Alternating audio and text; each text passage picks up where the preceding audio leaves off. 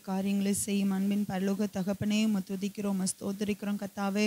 அப்பா, இந்த காணிக்கை பகுதி உங்க கரத்துல ஒப்பு கொடுக்குறோம் ஏசப்பா. ஆண்டவரே, அப்பா, இந்த கடந்த மாதங்கள் எல்லாம் ஆண்டவரே அப்பா, வேலை பார்க்க தேவையான பலனை கொடுத்தீங்க, சம்பாதிக்க தேவையான ஞானத்தை கொடுத்தீங்கப்பா, கையின் சம்பாத்தியத்தை சாப்பிட நீங்க உதவி செஞ்சீங்கப்பா. ஆண்டவரே, எங்க காணிக்கைகளை எடுத்துக்கொண்டு உங்க சமூகத்துல வந்திருக்கிறோம்ப்பா. ஆண்டவரே, நீர் ஆசீர்வதிக்க வேண்டுமாய் ஜெபிக்கிறோம். ஆண்டவரே, ஒவ்வொருத்தரும் கையிட்டு செய்யக்கூடிய வேலைகளை ஆசீர்வதிங்க. அவங்க செய்கிற வேலையில ஞானத்தை கர்த்தர் கட்டளையிடுங்கப்பா. இன்னும் அதிகமாய் ஆண்டவரே சம்பளத்தை வர்த்திக்க பண்ணுங்க ராஜா. அப்பா, உமக்கு அதிகமாய் கொடுக்க ஆண்டவரே, ஊழியத்துக்கு அதிகமாய் தாங்க ஆண்டவரே. ஒவ்வொருத்தருக்கும் கர்த்தர் கிருபை செய்யுங்கப்பா.